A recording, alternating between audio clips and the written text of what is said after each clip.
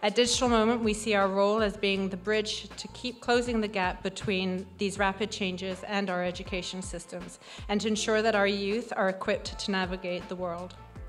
Merci de faire partie d'un voyage collectif qui a un impact sur l'éducation numérique au Canada. Thanks so much for being with us tonight. We're also grateful for the opportunity to do that in collaboration. It's not solely on our backs. We get to work with so many stakeholders, we call them, this ecosystem supporters, from government to industry to parents to youth to educators to volunteers to schools. I mean, it just goes on, and some of you are representatives of each of these here tonight. So again, we're very grateful for this. It's a very collaborative approach of which we can solve some of these large societal challenges.